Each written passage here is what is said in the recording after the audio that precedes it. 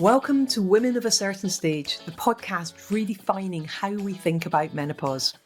I'm your host, Lauren Churin, a passionate advocate for breaking the stigma and empowering individuals to navigate this transformational stage of life with confidence and clarity. Here, we're diving into a new era of menopause support, featuring expert advice, real-life stories, and actionable insights. Whether you're curious about building your personal menopause plan or you're looking to make an impact, you're in the right place. Let's embrace the change together. So, welcome to the Women of a Certain Stage podcast. I am super excited to have a conversation with you and to share your journey to becoming a menopause coach and all the work that all the experience that you bring to this and all the work you want to do going forward as well. So, Sarah, just before we dive in, could you just tell people a little bit about you, who you are as a person, and a little bit about your background? Yep, absolutely. Yes, so lovely to be here. It's very exciting. I originally started my career doing customer services, customer experience. So started off in a contact centre, so on the phones, which is brilliant experience. And then eventually about 10 years ago, I moved into the HR space. So I actually swapped from customer experience to employee experience, which is really exciting. Set up a employee experience team. And then I eventually, in the last company I worked for, ended up leading our diversity and inclusion strategy, amongst other things, and employee engagement. And that is where I then, so actually when I joined the company, they were in the process of starting their menopause journey in terms of deciding what they wanted to do. Yeah. And I came along and was really enthusiastic about it. And I said, look, if you want me to go and set up a group and lead on it, then I'm very happy to do that. And the male member of staff who was leading it at the time went, yes, please, I'd really love you to do that. So I started off the menopause support group from scratch, really, and had got someone in to do sort of some general menopause awareness. And actually that became the framework for all our employee network groups across the organisation. So we set up about 7 other groups as well. So we use my learnings from the menopause for all the other groups as well. So and that's how I ended up leading diversity and inclusion, basically, in our space. So that was probably one of the highlights of my career, was running my menopause support group in my organisation. Oh, I love that. But tell me, I think one of the things that often people who maybe don't have a corporate background or haven't worked with people who are in D&I or diversity and inclusion type roles, what does diversity and inclusion actually mean? What is a diversity and inclusion strategy, or what type of things were you working on? So ours was really heavily focused on belonging. Yep. So there is all the kind of what I would call the hard elements of diversity and inclusion, which is reporting, gender pay gap. It's what people think of as that, diversity in hiring, diversity in your policies, basically making sure that anyone that comes to the organisation, but of course you can have a diversity and inclusion strategy, but not have a very diverse workforce. So it depends on what strategy you want to put in place and what kind of what your overall strategy is to how that works within your organisation. So within our organisation, we had a real clear vision around belonging. And in fact, we called our employee network groups belonging groups, because we wanted everyone in our organisation to feel like they belonged in the organisation. And so that meant that you have diversity of thought, that anyone got accepted, that you always found your place in the organisation, that whatever group you belong to, that you just had your own place within the organisation, and that you felt like you truly. It was. I suppose it's a bit like a family. I'm always resistant to call something a family, especially when you're being paid to be there. Yeah, and actually, a lot of families are quite dysfunctional as well. So.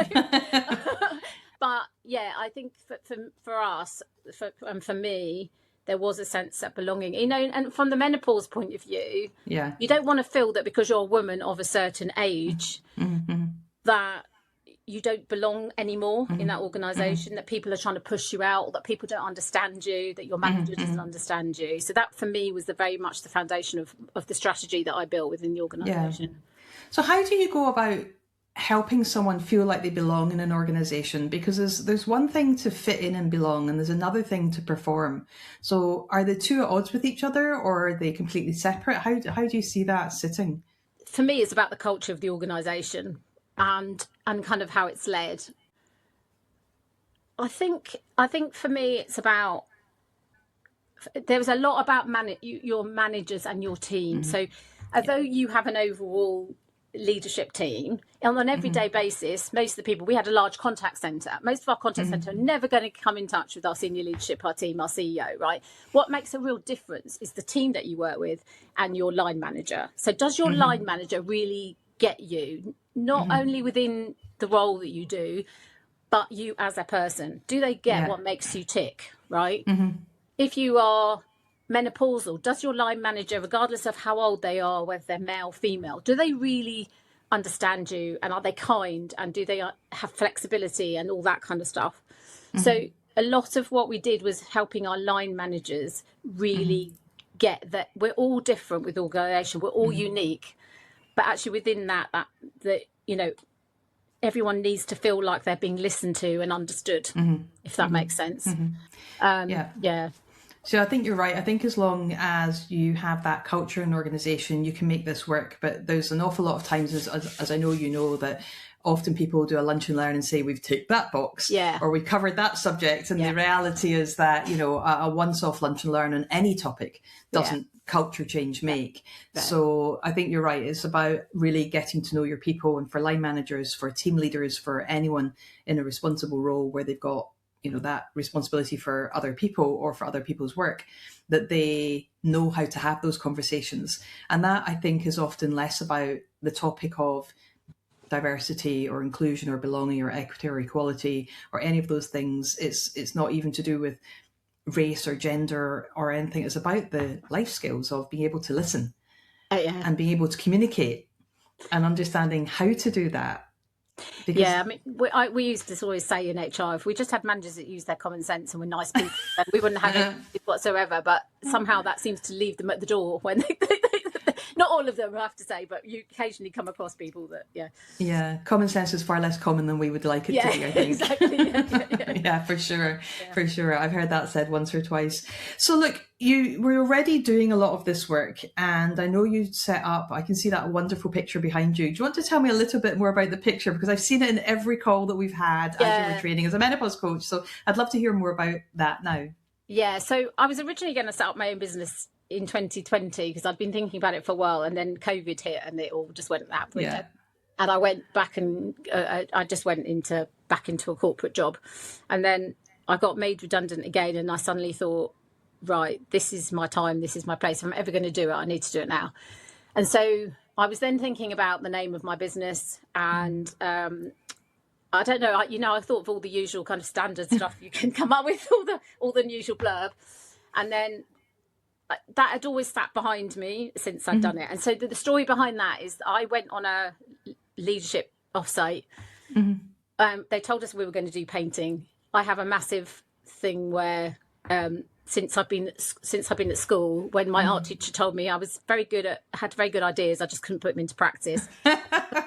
And I convinced myself I was really bad at drawing. And so any time in all my career, when they ever said, right, now get out your pen and paper and draw this or draw each other, I'd be almost like a tantrum, like I'd always be one of these children. Like, I can't do this. And never, my imposter syndrome was like on overdrive. And so, anyway, we went. And what was really good about this was that the woman who taught it was really, really good. And she actually broke it into chunks, manageable chunks. And she did come around and give people a bit of advice. But the point was she created an environment where everyone felt safe. She broke it down into manageable sort of pieces. She was really clear. She just created this really safe space. So when I came away and it had something that vaguely resembled the picture that she had done, I was like, oh, I quite like this.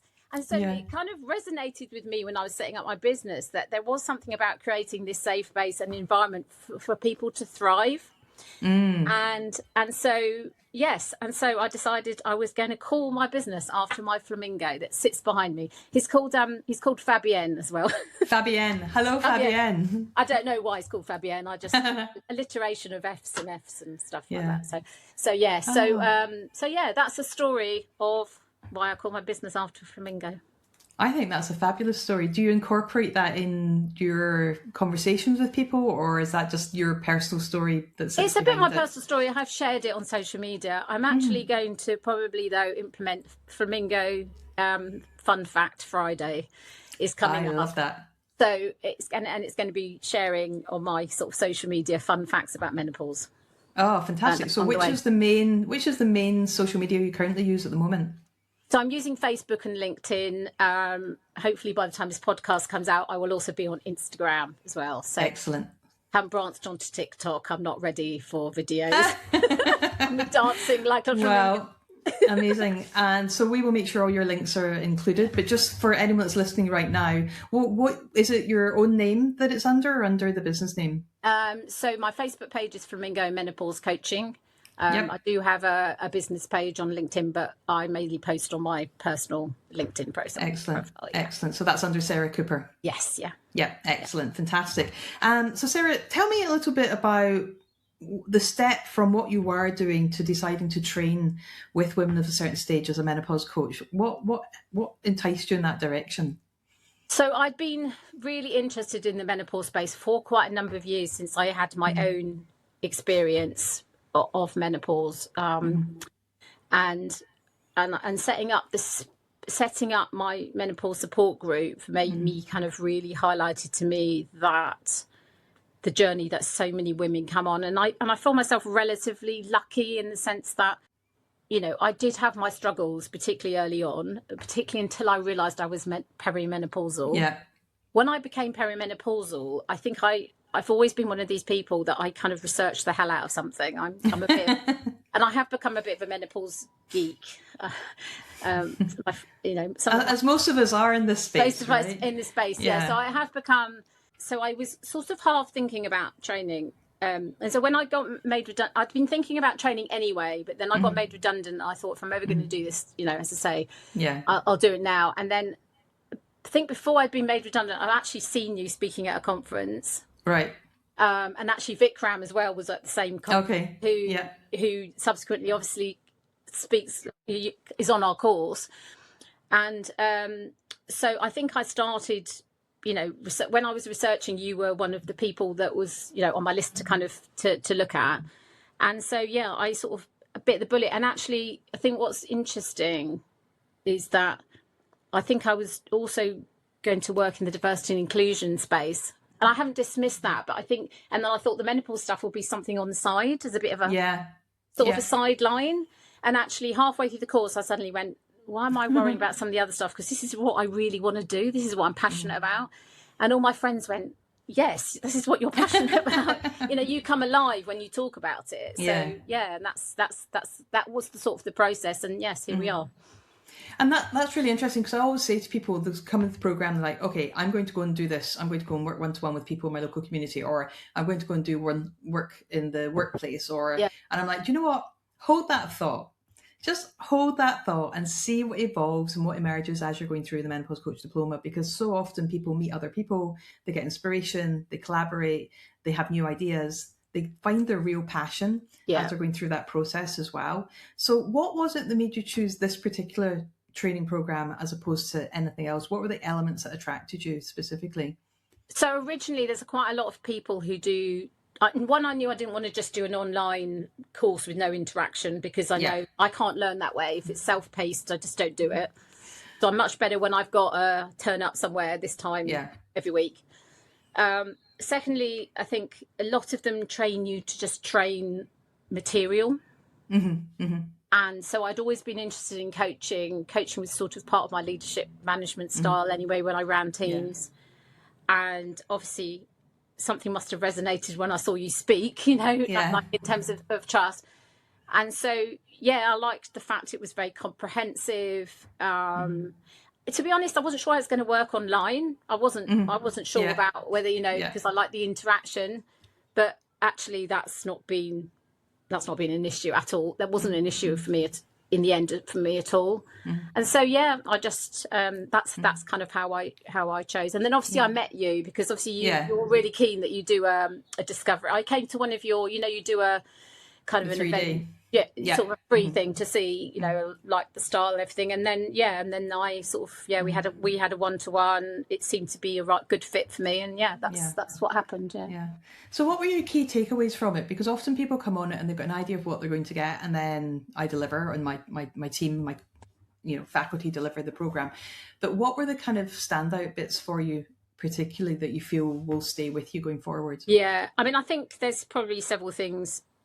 One, the quality of the teaching was probably exceeded my expectations. The number of experts that you got, obviously you're an expert yourself, but you also bring in, other colleagues as well. So I was so impressed by the kind of the medical experts and other people you bring in. And I loved the fact that towards the end of the course, you bring in business people as well. So it's not just the concentration on the menopause and coaching, but actually some of the mechanics of setting up your own business. I personally didn't expect to get so much out of it on a personal basis. So, I expected to learn stuff, but I hadn't expected to grow so much as a person and increase my confidence. So not only did I come away with more confidence about the menopause, but within that period, I kind of realised that I needed to take more care of my health and well-being. So a lot of the stuff that we do in the cover in the plan, I realised I needed to take my own, take the advice they were learning. So I think, you always say, allow yourself to be coached. So when we go through the programme and we do the coaching element and you coach us first before we practice with each other, you always say, let yourself be coached. And I think the first 3 or 4 sessions, I was probably just learning it. And then about halfway through, we did decluttering was the day that I saw the light. And I suddenly went, right, I'm being coached. I'm not just being, I'm not studying it as you're going through it. And I let myself be coached, and that's when it's really powerful. And I kind of feel like that was like literally something switched in my brain, and that was a sort of turning point for me. It's really hard when I'm delivering it, and I'm just going through this with the current cohort because they've just completed the menopause plan and they're on to module 4, actual module 5 now. And it's interesting because I always say, please let me coach you. Please don't try and study how I'm delivering this, because how I deliver it is almost irrelevant, because you've got the scripts, you've got the client handouts, you've got everything you need, and you're going to do it in your own style. You're not going to do it the way I do it. And it was interesting at the end of this cohort, everyone was like you. They're like, wow, the first couple, I kind of was, studying it. And then eventually I just sat back and let myself get coached. And that's where the magic happens. But I'm so excited to hear you say that, because it just reinforces that for anyone listening to this who might later come on the Menopause Coach diploma. So you completed the program. You've gone away, you've been delivering sessions in your local community, a local gym. You've got a number of irons in the fire now. What things have you done that you've really enjoyed so far? I suppose I've enjoyed the freedom to do what I want to do and not what someone is telling me to do in terms of that. I've enjoyed the creative elements of it. And I've now got to a stage where I've got the freedom to think what I want to post on social media. And I constantly, my brain is always firing with ideas. I'm out walking, or I'm out at the shops, or I'm sitting watching telly or whatever. I'm at the gym and I suddenly go, oh, that would be really good to do a post about that. And I think I've enjoyed all of that and learning, all of those kind of things. And I think the other thing I've probably gained is, and this is the confidence piece, is that I've kind of realised is that I'm not a great risk taker in life. I'm not a risk. I'm not risk averse, but I'm not like one of these people that's really daredevil. And I think I've realised that I don't mind taking risks when it's something I'm really passionate about, because it feels like the right thing to do. Yeah. So I think I've probably continued to grow as a person and learn stuff about myself from interactions with other people and stuff. So, I think I've enjoyed that whole self-discovery thing piece. Yeah. And just before we went live and recording this, we touched very lightly on the fact that when you're in a contract or when you're working in corporate, you've got a whole team around you. You've got the admin people, the comms people, you've got the technical people, you've got everybody, you've got everyone doing their thing, and you do your bit, and all together it flows and works. And then when you step into working for yourself, actually, that's a whole new ball game, because suddenly everything is down to you. And I always say that, yes, we can go and buy in resources if we've got the finances available to do that, but actually knowing how your own business works, setting up your own systems to work for you, and knowing how to do things, even if you don't become a master at them, but at least knowing how things work is always the best way to start. So what are the kind of key things, you said to me by the time this was out, you'll be on Instagram, so looking forward to seeing that happen too. But what are the key things that you've been learning in terms of running your own business that you would say to anyone who's thinking of going down that line? Be aware of this, do that, have these things in place. I think it's I think it's been several things for me, really. I think one is getting myself into a new routine. So when you work in a kind of a 9-to-5 job, you've always got people you're working with, you've got deadlines, you know what your meetings are, you've got your projects. Even if you're reasonably senior and you're sort of guiding your own, like, to a certain extent, your life is dictated by other people around you. And I think it's me trying to find a rhythm and routine that fits the lifestyle that I now want to lead. So part of my rationale was to have a little bit more flexibility with my life, with being able to go to the hairdressers during the day, or go to the gym during the day, or see friends, see family, that kind of stuff. So but at the same time, if you don't set yourself some deadlines and have some discipline, I think you call it, you can easily find yourself wasting the day. And I'm not retired, much as I would like to be. I mean, you always call it, otherwise it becomes an expensive hobby, if you're not careful. So I think I've had to kind of put routines, and I think I used to manage projects, and I used to have all these tools and techniques and stuff in place. So I've kind of had to try and remind myself that all those things will help me. Surprise, surprise, if I do a project plan and I do the things, it will help me. So and then there's practical things like I've learned Canva, I've picked up some new tools. But the other thing I'll probably say to people is, and also it depends on your finances, but things like a logo, I was trying to do my own logo. It was rubbish. As I have said, I'm not very good at art. That's not how my brain works. So you outsource it, because it will save you a hell of a lot of time. And for actually a reasonable price, somebody turned Fabienne into a flamingo that I could then use, gave me a whole brand toolkit, gave me colours, etc., that I could use on my social media. So unless play to your strengths where you can, it's good if you can learn stuff and learn some basics, but where it's clearly not your strength and you're going to waste loads of time, outsource it if you can. Because you pay either way. You're either paying time or you're paying money. Exactly. And so it is really important to play to your strengths. I do always think that, where you can learn a job, to learn the job, even if you are going to ultimately outsource it. I know so many times that I have, I've thought, this social media malarkey, I just don't want to do it. But actually, unless I know how to do it and the type of messaging and the types of calls to action I want to have in there, and how much information and what type of information and where the source of the information is coming from, you can't actually outsource that to anybody, because you have to make sure it's accurate, it's on point, it fits with your brand message, and also the other thing I would add at this point is also that your brand evolves and changes. My logo's changed, how I talk about what I do has changed. Everything has changed, over 12, 13 years, that's inevitable. However, sometimes I think often I've seen, not with yourself, but with other people, I've seen like, I've got to get the website, I've got to get the logo, I've got to get all these things set up. Actually, the first thing people really need to do is reach out to their network. Speak to the people they already know, because that's where the initial business is going to come from. So with that in mind, you've already, I know you've done a talk at your gym, and you've done some other things. Can you tell me a little bit more about that? So I did a talk at my local gym, which was really good.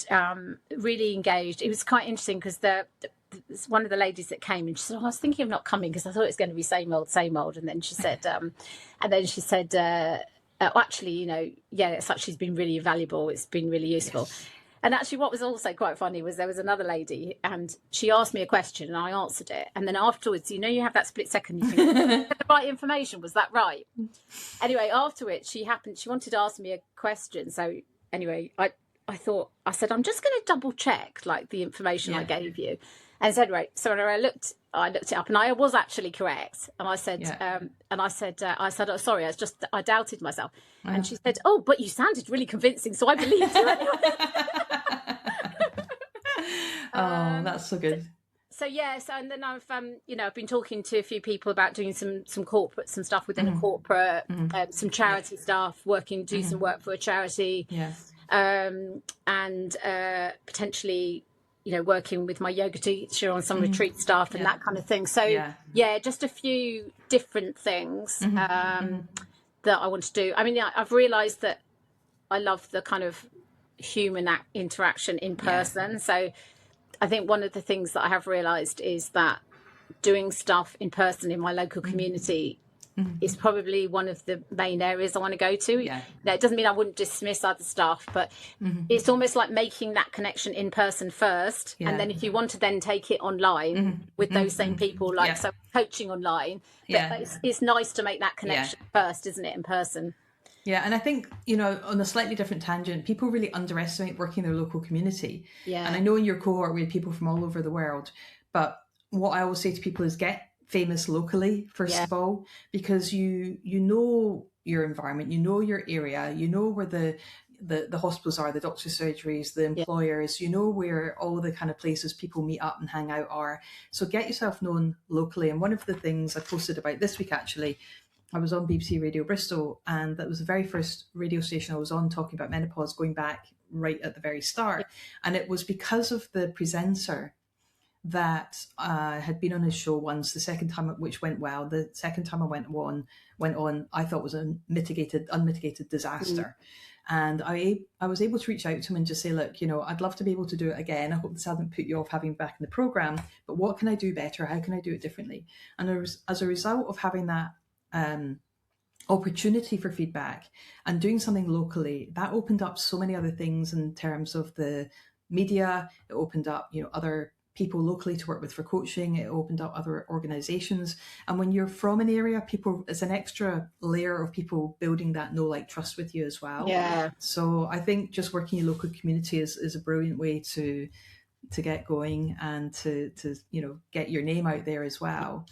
So what other things have opened up for you since you've started, you sound like your creativity's opened up. Sounds like, you've got to have that routine and you've gone back to your project plans, all great tools. But what other things have opened up for you? Are you looking forward to going forward? I am going to talk about other things coming up. Is I do want to set up another menopause cafe. So in my local community. So I'm just exploring venues and seeing who would give me some space and stuff.